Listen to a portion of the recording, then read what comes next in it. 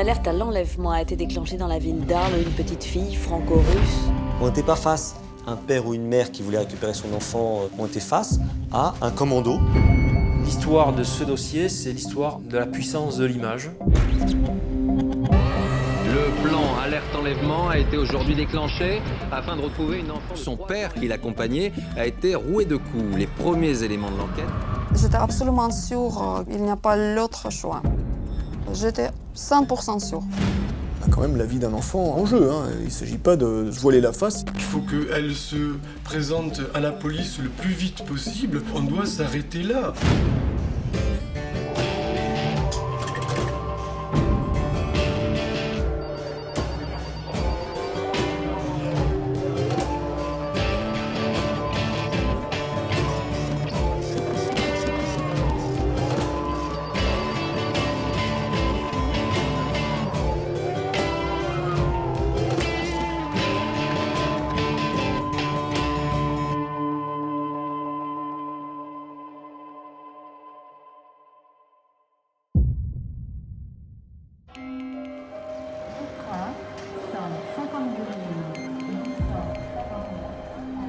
Un couple binational qui se déchire la garde de leur petite fille, une relation qui s'envenime au point de conduire à un violent kidnapping, une crise diplomatique entre la France et la Russie, un feuilleton médiatique qui déchaîne les passions.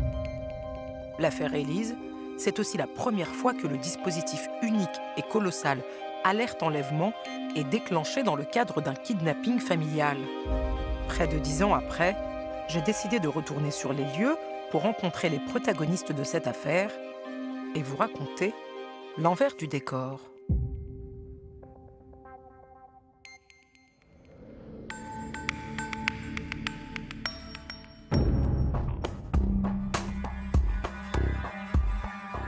Tout commence à Arles, en Provence.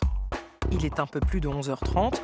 Jean-Michel récupère sa fille Élise, 3 ans et demi de l'école, pour le déjeuner. Il rentre chez eux quand 2 hommes massifs foncent sur lui et le rouent de coups. Pendant ce temps, une femme se rue sur Élise. Elle s'empare de la fillette, l'embarque dans une voiture et prend la fuite avec les 2 agresseurs. Blessé, Jean-Michel appelle la police. Constatant qu'il s'agit de faits importants, soustraction de mineurs, se sont inquiétés pour sa sécurité, ils ont avisé le procureur, et le procureur a saisi donc, le service de police judiciaire de Marseille, la brigade criminelle. Et de là, tout de suite, des effectifs sont partis sur place à Arles pour procéder aux premières constatations, aux premiers actes classiques finalement, aux premières auditions de témoins et de la victime, puisqu'il y a aussi une victime, c'est le papa. Le visage amoché, l'œil tuméfié, Jean-Michel répond aux enquêteurs. Tout de suite, il explique. Il sait qui a enlevé sa fille. Malgré sa perruque, il a reconnu la mère d'Élise, Irina. Le couple est séparé et leur relation est très compliquée. Il a reçu des coups de poing. Donc nous, devant tout ça, bien évidemment, on entend le papa, on demande quelle peut être l'origine de ce différend fort, parce que pour arriver à soustraire un enfant dans des conditions aussi violentes, il faut qu'il y ait une origine assez forte. Et lui nous a expliqué que la maman est d'origine russe, donc il y a eu une séparation difficile, la garde de l'enfant est compliquée, et il nous enjoignait d'agir rapidement parce que cette mère allait sans doute, selon lui, rentrer très rapidement avec la petite fille en Russie. Irina est russe et vit à Moscou. Elle est injoignable sur son portable. Et très vite, un élément clé vient accréditer la thèse du père. Toute la scène a été filmée par les caméras de surveillance du quartier. La mère d'Élise devient le suspect numéro 1. Je vous le dis tout de suite, quand il s'agit d'enlèvement de mineurs, de soustraction de mineurs, il y a une sensibilité qu'on ne peut pas se retirer, et donc bien sûr tout de suite il y a une pression pour retrouver l'enfant au plus vite, bien évidemment. Beaucoup d'éléments sont analysés, sont portés à la connaissance du procureur de la République. Nous avions des éléments d'identification de la maman, donc on avait son nom, son prénom, sa date de naissance, des éléments d'identification de la petite qui a été enlevée. Tout de suite prévenu, le procureur de la République de Tarascon songe à déclencher le plan alerte enlèvement. Le problème, c'est qu'il s'agit d'une affaire familiale. Avant de lancer toutes les polices aux trousses de la mère d'Élise, il faut être sûr que la fillette court un réel danger. Le risque, il est là, parce qu'on ne sait jamais ce qui peut arriver. Surtout que là, la soustraction s'est faite dans des conditions de violence extrêmes. Le papa avait été fortement maltraité. Pour comprendre cet enlèvement et ses motivations, les policiers n'ont pas d'autre choix que de se plonger dans l'histoire du couple. Irina et Jean-Michel se rencontrent en 2001 à l'université de Jussieu. Tous les deux sont chercheurs. Elle est étudiante en géologie, lui, océanographe. Irina est de 15 ans, sa cadette, mais cela ne les empêche pas de s'unir par les liens du mariage en 2004, en Inde, lors d'une mission professionnelle. Ils se sont rencontrés à Goa, déjà dans une atmosphère de vacances, où les gens sont complètement détendus, loin des soucis de la ville, loin des soucis du travail. Je crois que c'est une passion essentiellement physique qu'ils allient au départ. Je crois qu'ils ont vécu un roman d'amour d'été extrêmement chaud. Une passion très forte, mais qui va s'évanouir très vite. J'ai presque envie de dire, de manière surprenante, qu'il n'y a pas de couple. Il y a un début de vie commune ou une rencontre qui est sans doute très, très séduisante, très enthousiasmante, de chercheurs, la différence d'âge, on est en Inde, tout ça est très exotique et très enthousiasmant. Et puis il y a l'arrivée brutale en France, à Arles, chez les parents de Jean-Michel. On n'est plus dans le flamboyant, c'est le moins que l'on puisse dire. Une fois en France, la situation s'envenime et le couple se déchire. Irina rentre en Russie, retrouver sa fille aînée, Sacha, née d'une première union. Une fois là-bas, Irina se rend compte qu'elle est enceinte de Jean-Michel. Élise naît à Moscou en 2005. Bien que séparée, Irina décide de prévenir le père de sa fille. Et là, ça se complique. Et il lui dit, si tu veux qu'on se sépare, on se sépare, mais l'enfant, c'est moi qui l'aurai, parce que je connais le tribunal, j'ai les meilleurs avocats, j'aurai la garde de l'enfant, donc n'essaye pas de toute manière de commencer, c'est perdu d'avance. Malgré les menaces de Jean-Michel, Irina rentre en France avec Élise pour lancer la procédure de divorce. En novembre 2007, le juge délivre une interdiction de sortie du territoire pour les deux parents, le temps de trancher sur la garde. Mais dès le lendemain, Irina comprend que le piège est en train de se refermer sur elle. Elle transgresse cette interdiction et s'envole pour Moscou avec Élise. Un mandat d'arrêt international est aussitôt lancé contre elle. Elle a décidé, finalement, puisque je vais perdre l'enfant, je risque comme ça, je me repars chez moi en Russie et je m'occuperai de mon enfant. Après, je négocierai avec lui s'il veut la voir, etc. Je ne m'opposerai pas parce qu'un enfant a besoin de voir son père. Et c'est dans ce climat qu'elle est partie en Russie la première fois avec l'enfant et que lui a monté toute une expédition pour lui reprendre l'enfant de force. Déterminé à récupérer Élise, Jean-Michel apprend le russe, fait appel à des détectives privés et retrouve la trace de sa fille. En septembre 2008, il s'envole pour Moscou avec en poche l'adresse où Élise vit avec Irina. Il a fait des repérages et quand il sonne à la porte, il sait que son ex-compagne n'est pas là. Élise est seule avec sa nounou. Il se présente avec un bouquet de fleurs et il tend le bouquet de fleurs à la nurse qui s'en empare. Pendant qu'elle prend ce bouquet de fleurs, il prend sa fille, il lui fait un bisou et il part, tranquillement. Et elle reste médusée. Donc, quelque part, la petite Élise, elle rencontre son papa, elle le part dans ses bras, elle le babine, il n'y a pas de difficulté, la nurse ne réalise pas, et il part tranquillement. Lorsqu'elle l'apprend, Irina est hors d'elle. Jean-Michel vient d'enlever leur fille. Elle a vécu un calvaire, et là, vraiment, quand elle m'en parlait, elle avait les larmes aux yeux. C'est donc au tour de Jean-Michel de faire l'objet d'un mandat d'arrêt. Russe, cette fois, pour l'enlèvement d'Élise.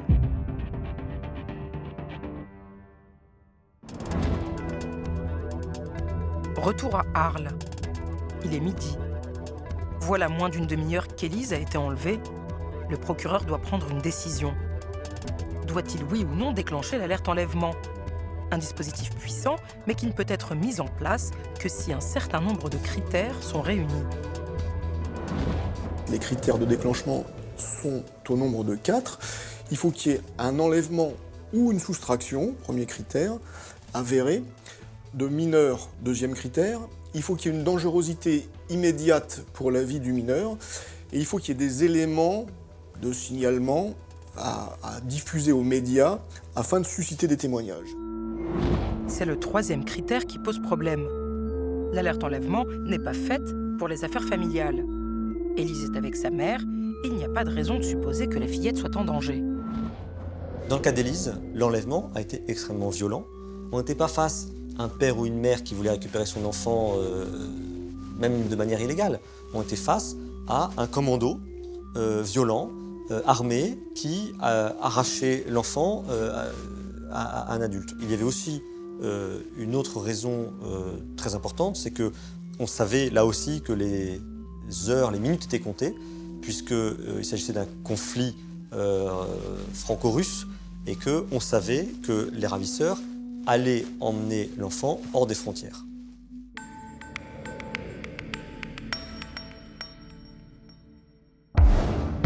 Il est presque 13 h. L'alerte enlèvement est déclenchée pour la 8e fois en France. Un enfant a été enlevé. Ceci est une alerte enlèvement du ministère de la Justice. Une alerte qui, tout de suite, suscite la polémique.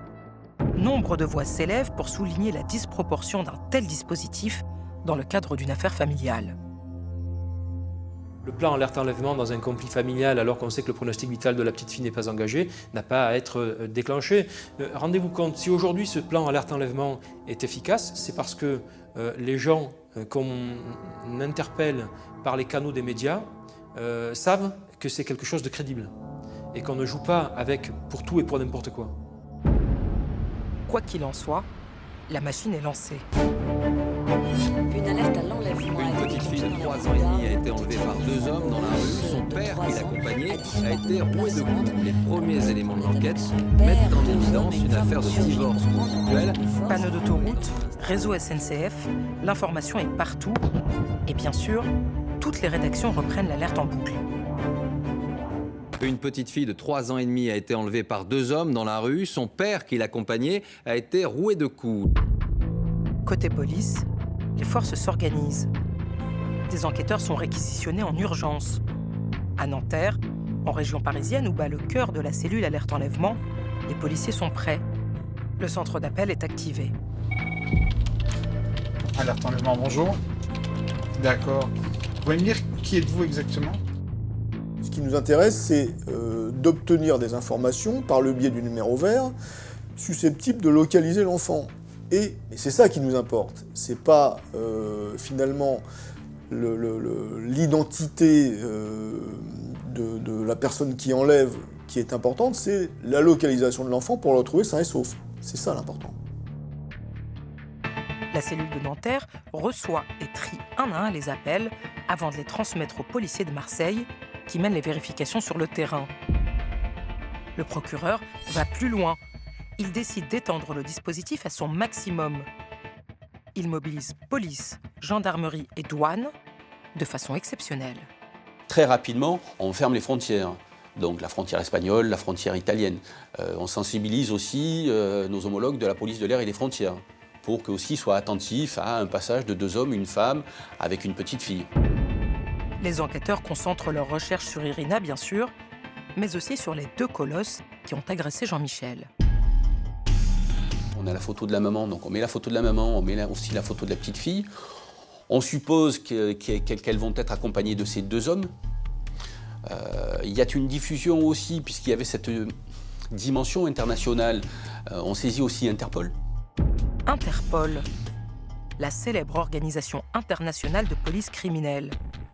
L'enquête devient tentaculaire. J'ai le souvenir, si vous voulez, d'avoir passé de longues heures de nuit à remplir les fiches Interpol, parce qu'il en fallait une par chaque pays. Mais encore une fois, on ne compte pas son temps quand il s'agit d'affaires graves comme celle-ci. Qui dit relations internationales, dit échange diplomatique. L'ambassadeur de Russie est en lien direct avec les policiers pour suivre l'évolution de l'enquête. Quant à Jean-Michel, le père d'Élise, lui aussi doit composer avec les autorités russes. À ce moment-là, La dimension internationale, elle est affichée dans ce dossier d'emblée quand, avec mon client, on est reçu au ministère des Affaires étrangères et quand on participe à des tables rondes interministérielles avec des gens que je n'ai pas vocation à rencontrer. Donc on me fait sortir de mon rôle, je l'accepte. Je regarde ces gens et je me dis mais ils ne sont pas payés à faire ça, quoi. Qu'est-ce qu'on fait tous autour de cette table? Ça va coûter combien cette histoire? Je leur pose la question. Et ils sont embarrassés. C'est à ce moment-là que je m'aperçois qu'on n'est plus du tout dans le cadre d'un schéma judiciaire. Mais qu'on est dans une affaire politique? Qu'on est dans une affaire diplomatique. Malgré la pression politique, les policiers restent concentrés. Ils cherchent la voiture qui a servi à l'enlèvement d'Élise, une Modus beige ou marron, selon Jean-Michel. Première découverte, la voiture a été flashée peu après l'enlèvement, à 12h31, entre Nîmes et Montpellier. Après, plus aucune trace, pas très rassurant. On n'est pas confiant tant qu'on ne retrouve pas la petite fille. Voilà. Nous, on se relâche qu'une fois qu'on a la petite fille, qu'on la sait vivante en sécurité. Voilà. La confiance, on l'a parce qu'on a des méthodes qui sont, comment vous dire, qui sont éprouvées dans le temps.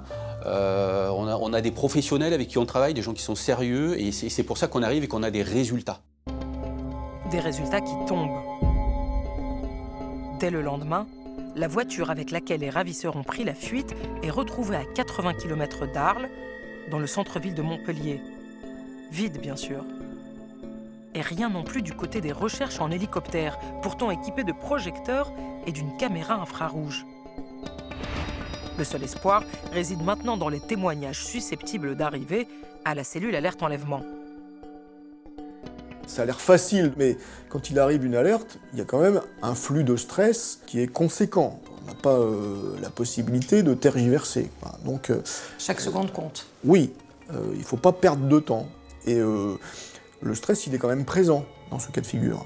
On a quand même la vie d'un enfant un peu en jeu. Il ne s'agit pas de se voiler la face, il faut garder l'objectif principal en vue. Parmi les centaines d'appels, l'un d'eux se démarque enfin. Une femme affirme avoir vu Élise avec une dame dans un train vers la Suisse la veille, le jour de l'enlèvement. Les enquêteurs français sont persuadés qu'Élise est en route vers la Russie, mais ils n'arrivent toujours pas à mettre la main sur elle. Presque 48 heures qu'Élise a été enlevée, la traque continue, mais Jean-Michel trépigne.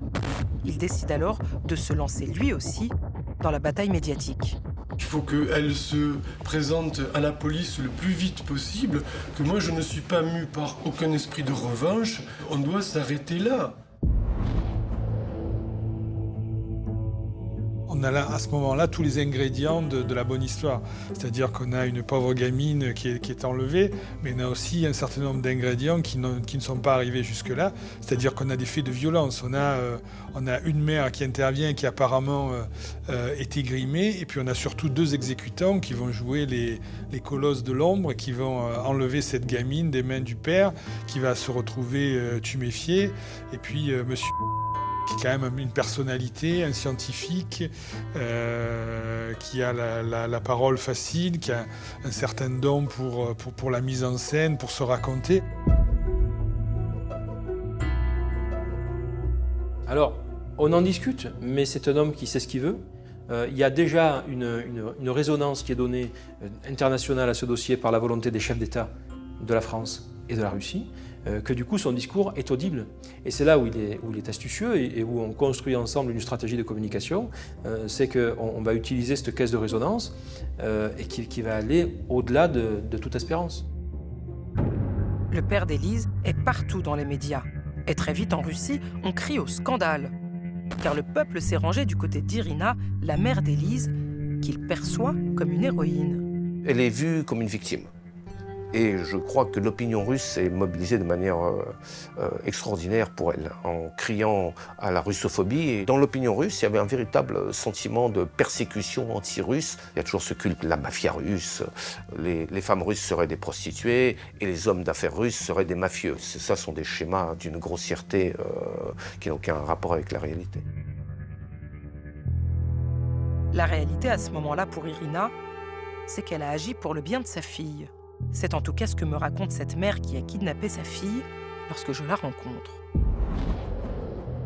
Vous pouvez me demander comment j'ai passé vers la limite? C'est ça ce que vous voulez me demander. Je suis capable.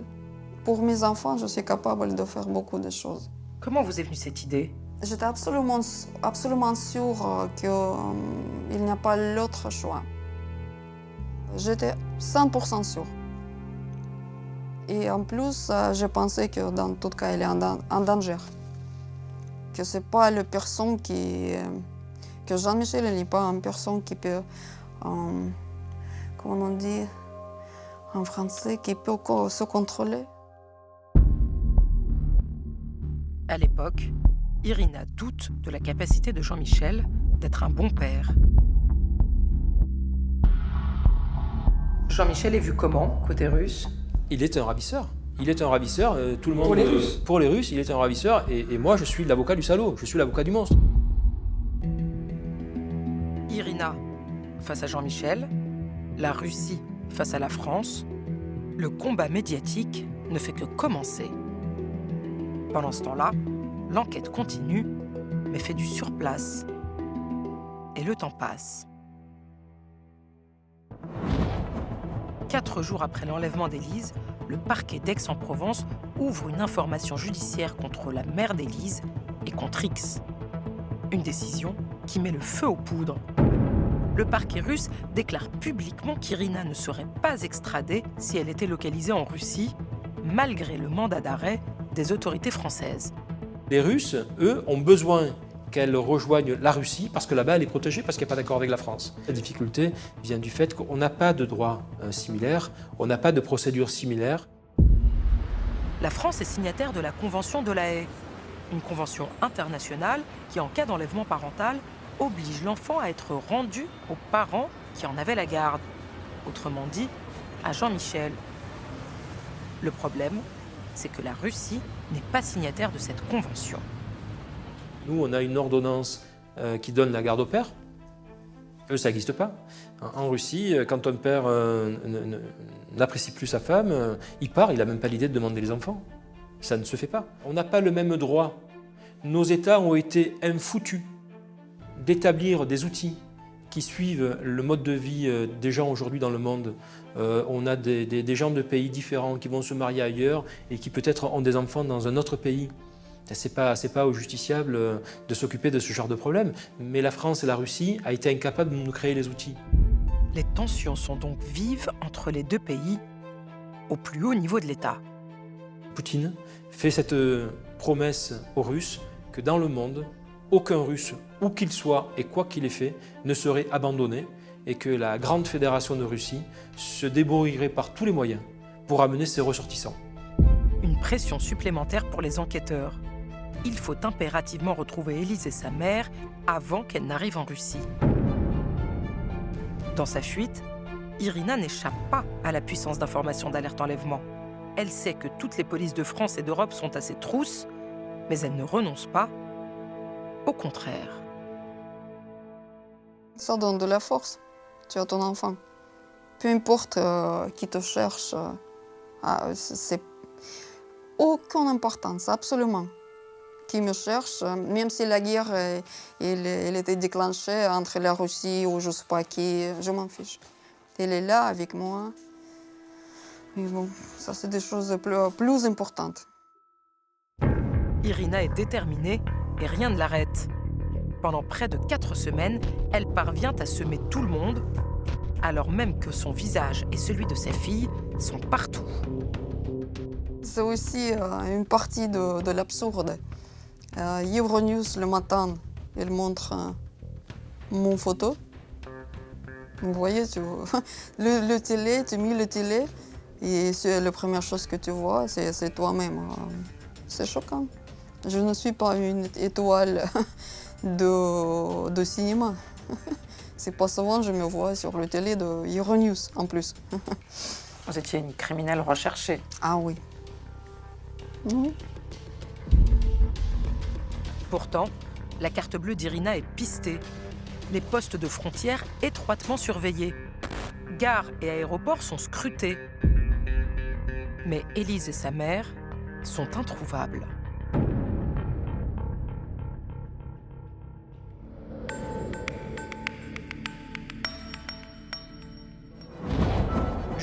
ce 12 avril 2009. L'alerte enlèvement a permis un tel battage médiatique qu'un mois plus tard, à un petit poste de frontière entre la Hongrie et l'Ukraine, un douanier repère une femme aux cheveux courts et sa petite fille. C'est Irina et Élise. Fin de la cavale, direction la prison. C'est la mémoire plus dure pour moi. Le cri d'Élise dans la prison, il la retire. Moi, je pèse peut-être 45 kilos. Et quand la porte est ouverte, les hommes très, très grands, avec des pistolets, avec tout ça, ils sont venus peut-être 10.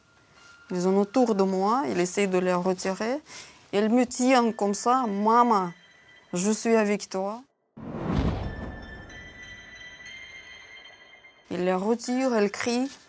Le policier m'explique que c'est dans votre intérêt que des choses se passent très calmes. J'essaie d'expliquer à Élise, n'aie pas peur, ne sois pas peur, que tout va bien, c'est ton papa qui t'attend et moi je serai là. Et tu vas me voir. Tu vas me voir, je te promets que tu vas me voir. Non, elle tient.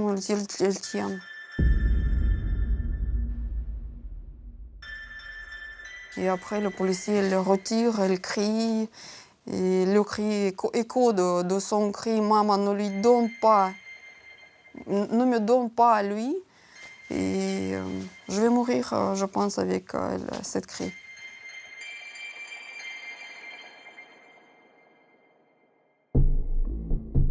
Sitôt Élise et sa mère entre les mains des policiers d'Interpol, ils préviennent leurs homologues français. Ils nous appellent, ils nous contactent et nous disent voilà, Madame Irina a été interpellée tel jour à telle heure dans telles conditions, la petite Élise est saine et sauve avec elle en bonne santé, elle sera remise au papa puisque le papa a été aussi contacté, qui allait faire le voyage pour la récupérer et nous tout de suite là, voilà, on descend en pression. C'est un soulagement. Oui, c'est un soulagement. Jean-Michel quitte immédiatement la France pour retrouver sa fille. En attendant son arrivée, Élise est placée dans un foyer où un professeur de français est appelé pour rester près d'elle. Irina, elle, est placée en garde à vue. L'onde de choc de l'enlèvement n'est pas terminée, qu'on est dans l'onde de choc de l'arrestation. Après presque un mois d'angoisse, Jean-Michel André retrouve sa fille en Hongrie. Élise a changé d'apparence. Elle a les cheveux très courts, coupés par sa mère, mais elle est en bonne santé. Elle lui fond dans les bras.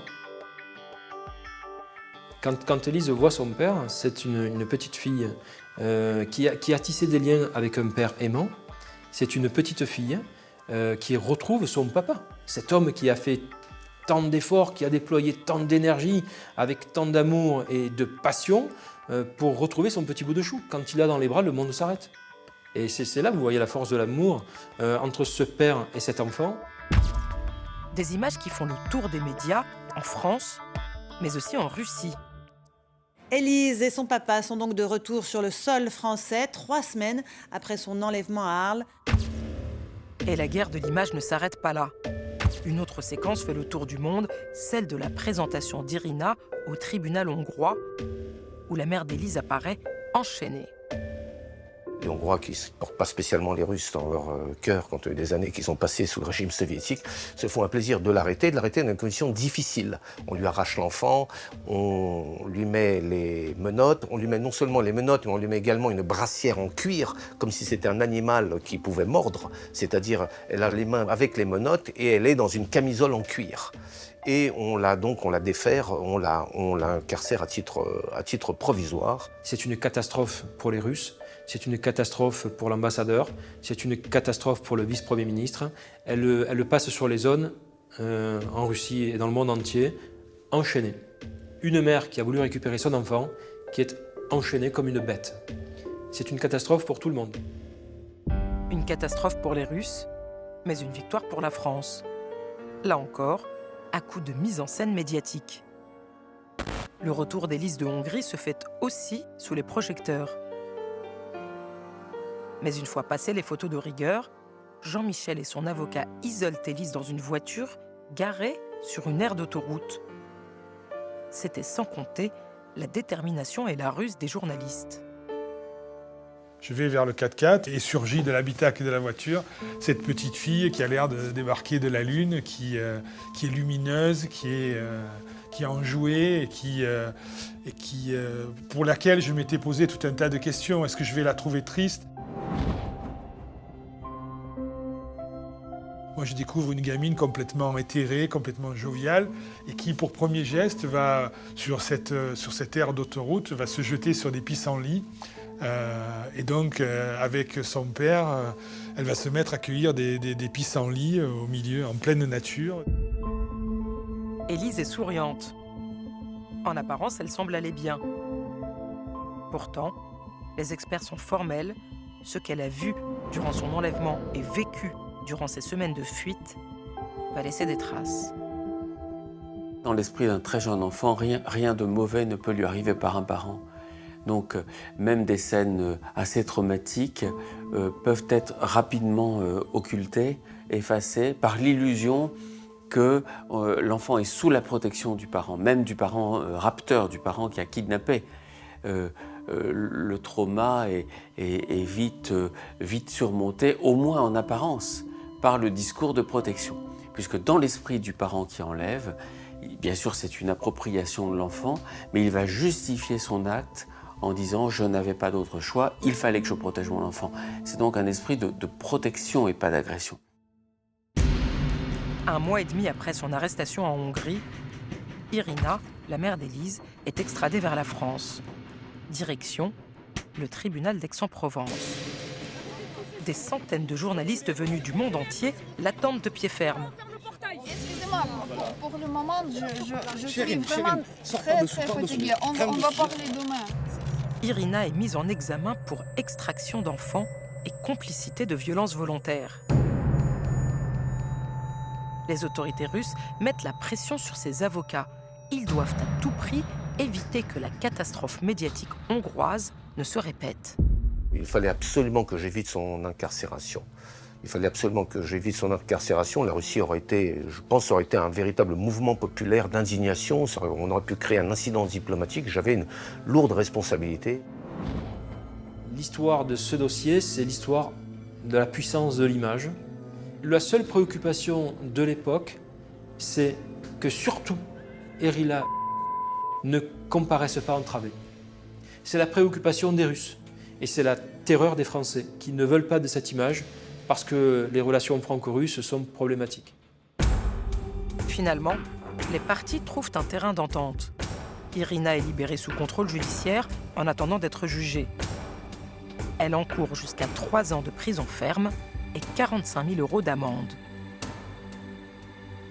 Elle ressort libre et c'est tout le message.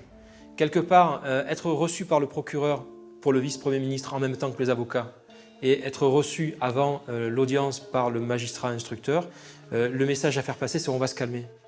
On va se calmer. Ici, en France, la justice, elle est sereine. Elle est indépendante. Irina est libre, mais reste une tâche difficile. Déterminer qui d'elle ou de Jean-Michel aura la garde d'Élise. D'autant que l'affrontement entre les deux parents continue. À tel point qu'en juillet 2009, un médiateur est nommé pour démêler cette relation inextricable. Je l'ai perçu, moi, comme une erreur, ou en tout cas une décision très prématurée. C'était l'idée du juge aux affaires familiales d'ordonner une médiation. Pour qu'il y ait médiation, il faut qu'il y ait déjà une prédisposition de l'un et de l'autre à dialoguer. Il n'y a aucun dialogue possible. On est encore dans la violence du fait, quel que soit le regard et les justifications qui sont portées sur ce fait, mais on est encore dans la violence du fait. Chacun se pense totalement légitime dans le comportement qui a été le sien. Il y a l'angoisse de perdre le procès. Perdre le procès, c'est perdre Élise en réalité. Donc il n'y a aucun dialogue possible.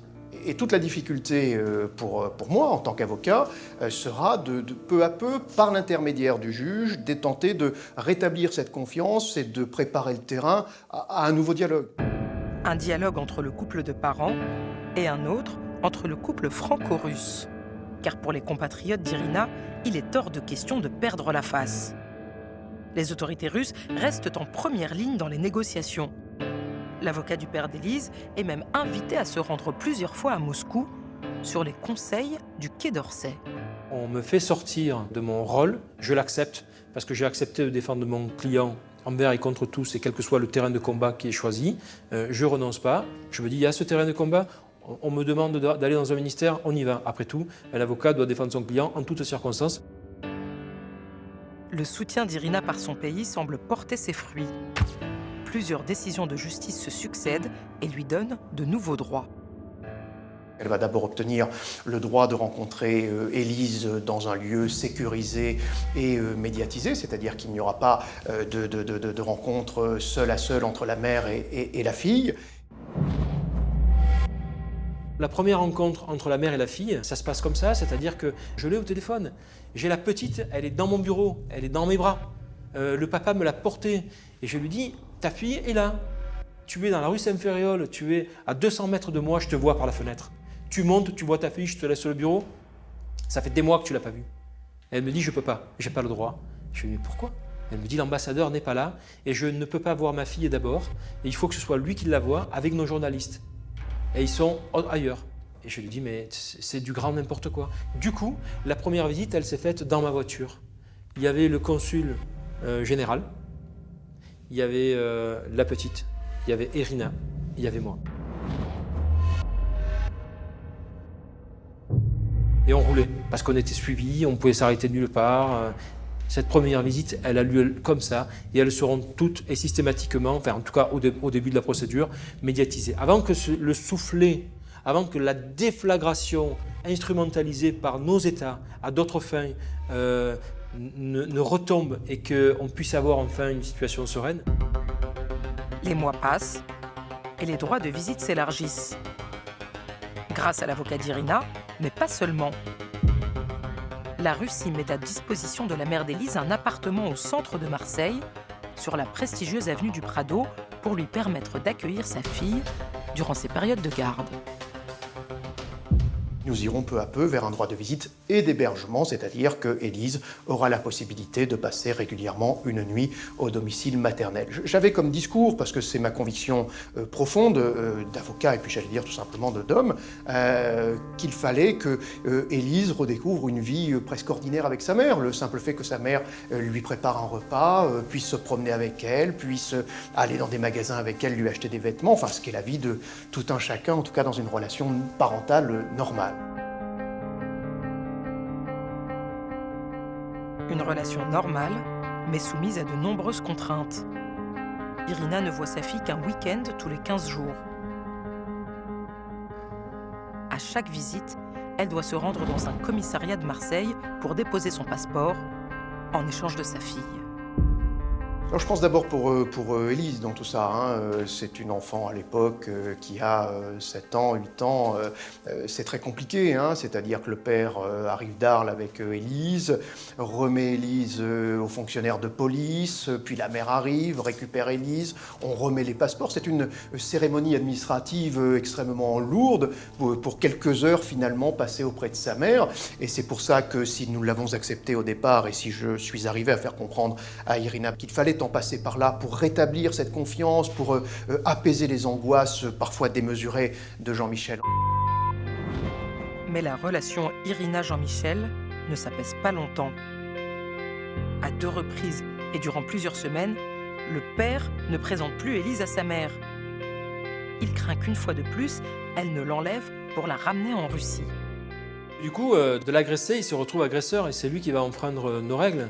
Encore une fois, c'est inexcusable, mais c'est tellement explicable. Et là, on bascule dans un autre contentieux qui est ce père qui, en dépit de tout, est prêt à tout pour préserver sa fille du monstre russe.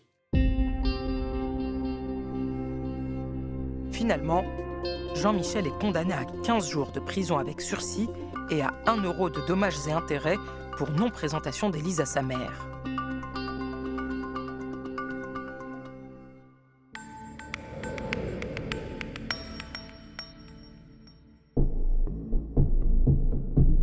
Tribunal correctionnel de Tarascon. 3 ans et demi après l'enlèvement spectaculaire d'Élise, Irina comparaît pour soustraction d'enfants par ascendant et complicité de violences aggravées. Cette fois encore, une meute de journalistes fond sur elle. À nouveau, une effervescence médiatique. Quand on arrive devant ce tribunal correctionnel de Tarascon, devant le tribunal de grande instance de Tarascon, il y a une foule de médias qui est présente. Alors, médias français bien sûr, mais également à nouveau, les médias russes sont extrêmement présents, presse écrite, audiovisuelle. Il y a un combat qui se déroule non seulement dans le prétoire, devant le juge, mais aussi devant les médias. Et il est évident que là, il y a une sorte de concours à la victimisation. La mère dit qu'on lui a arraché son enfant, le père de même. La surmédiatisation par le père veut faire passer le message que moi, le père, j'ai été aussi une bonne mère, c'est-à-dire je suis un père compétent, j'ai été un père très présent à qui on a voulu arracher son enfant, je veux jouer mon rôle auprès de ma fille. Et donc les médias sont évidemment utilisés pour ça, pour faire passer un message qui n'est pas tout à fait intuitif. Le couple Irina-Jean-Michel est scruté à la loupe. L'ambiance est glaçante entre les deux. Ils n'échangent même pas un regard. Face au juge, Irina explique son geste. Elle le justifie par un besoin vital, retrouver sa fille. Le moment fort, c'est l'expression angoissée de cette mère qui vient de dire ce qu'elle a vécu depuis sa rencontre avec Jean-Michel. Cet accouchement seul, loin du père, et puis brutalement la revendication par Jean-Michel de cet enfant, c'est son enfant, c'est sa fille, de sa paternité, de sa surpaternité, la difficulté pour elle, alors qu'elle vivait ou qu'elle envisageait les choses avec une très grande richesse, c'est-à-dire à la fois transmettre à cet enfant à la fois la culture maternelle, la culture russe, la culture aussi de la sœur d'Élise, dont on parle peu, Sacha, et puis de l'autre côté, par le père, la richesse de notre culture française. Or, tout ça est un échec. J'ai mis tout mon cœur et la conviction que j'avais dans cette femme parce que je crois qu'elle mérite le respect. Et c'est pas une femme qui agit mal, c'est pas quelqu'un de malhonnête, elle agit dans ce qu'on appelle l'état de nécessité qui, en droit pénal, peut justifier des actes qui sont injustifiables. C'est l'état de nécessité. Il n'y a pas d'autre solution que de violer la loi. Elle l'a fait pour son enfant, elle l'a pas fait dans un but de profit, elle l'a pas fait dans un souci de vengeance contre lui, elle l'a fait parce qu'elle pensait que c'était mieux pour son enfant d'être avec sa mère. Elle n'a pas d'autre solution. Le procès revient aussi sur l'enquête qui, si elle a permis de retrouver Élise et sa mère, est loin d'avoir répondu à toutes les questions. Toutes les zones d'ombre dans l'enquête se doivent d'être éclaircies. Ça n'a pas été le cas sur les deux hommes. On ne sait toujours pas qui c'est, in fine. On ne sait pas sur comment elle a pu faire pour quitter la France. Jean-Michel a nourri, comme trop souvent, un certain nombre de soupçons, allant jusqu'à penser que c'était peut-être un frère d'Irina qui était venu prêter main forte. En réalité, ces hommes n'ont donc jamais été inquiétés parce que jamais identifiés. À ce jour, l'identité des deux hommes de main reste un mystère. Quant à Irina, elle est finalement condamnée à 2 ans de prison avec sursis.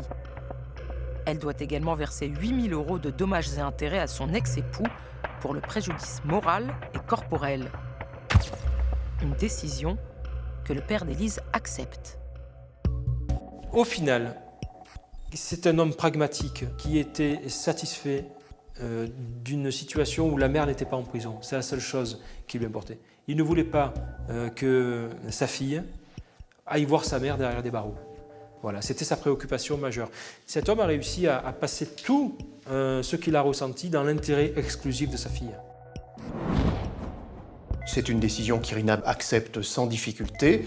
Il n'en sera pas fait appel. Il n'en sera pas fait appel non plus par le procureur de la République. Il y a lieu de sanctionner le comportement d'Irina, mais qu'il y a lieu de porter également un regard attentif à ce qu'a été le parcours de cette femme, de cette mère, des efforts qu'elle a fait depuis des années. Quand je dis des années, c'est-à-dire depuis 2009, depuis cet enlèvement, jusqu'à ce mois d'octobre 2012 où elle est jugée, pour rétablir ce lien de confiance. Et elle l'a fait avec la justice française, avec la justice civile, et de reconstruire une relation plus apaisée, plus sécurisée avec sa fille Lisa.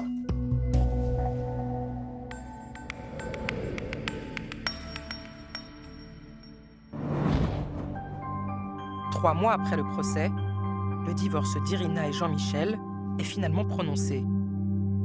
Le jugement reconnaît des torts partagés. Irina a désormais le droit d'emmener sa fille en vacances en Russie.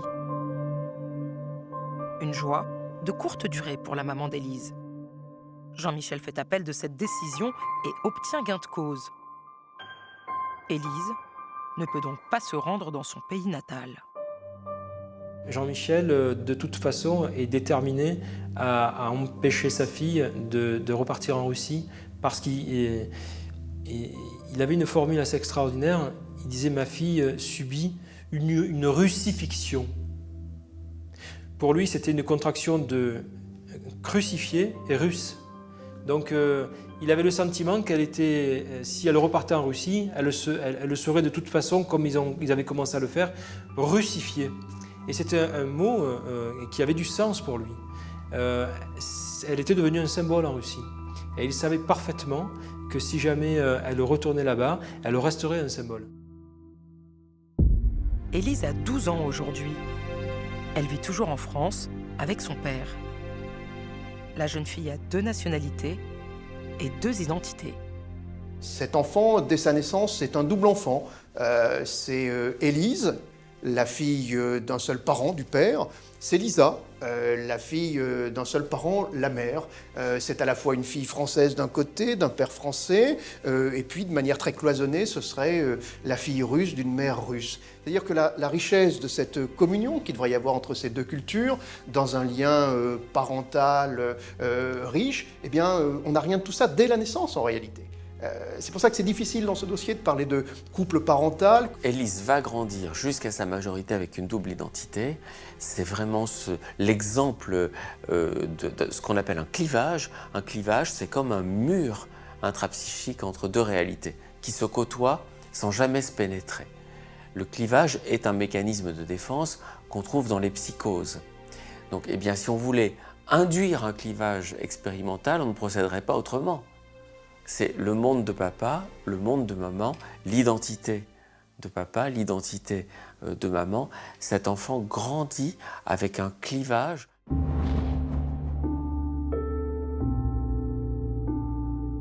Irina continue de faire des allers-retours entre la France et la Russie pour voir sa fille. Elle est heureuse, malgré toutes les tensions et les contraintes, de pouvoir nouer un lien avec Élise. Ça se passe beaucoup mieux. J'ai l'espoir qu'on va finalement, on va finir avec la guerre, on va faire un protocole d'accord et il va avoir quelque chose comme la vie normale.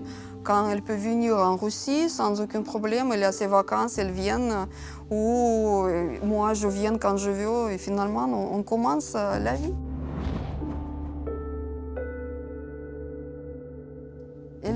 Il a besoin de ça. Il a absolument besoin de ça. Je vois qu'elle souffre aussi à cause de ça, qu'elle n'est pas libre. C'est quelqu'un qui n'est pas libre aujourd'hui. La priorité aujourd'hui, c'est de maintenir l'apaisement entre les parents d'Élise. Pour le bien de leur fille, ensemble, pour leur enfant. Même si tu dis, bon, je le fais, je vous jure que je fais pour mon enfant, c'est pas vrai. C'est pas vrai. Et c'est les enfants qui souffrent, qui en fait, c'est eux qui les victimes. Dans toutes les histoires, peu importe qui gagne, le père, la mère, peu importe. Quand les parents ils rentrent la guerre, automatiquement, tout de suite, vous devez comprendre que vous-même, avec votre main, vous prenez votre enfant de la vie normale dans l'enfer. C'est juste comme ça, tu prends ta fille, ou tu prends ton fils et tu l'as mis dans l'enfer. Peu importe ce que tu dis à tout le monde, et peu importe ce que tu dis à toi-même. Si tu étais capable de rentrer la guerre, ça veut dire que tu rentres la guerre contre tes enfants. Vous regrettez aujourd'hui? Ah, bien sûr, beaucoup. Beaucoup de choses et cette histoire, bien sûr.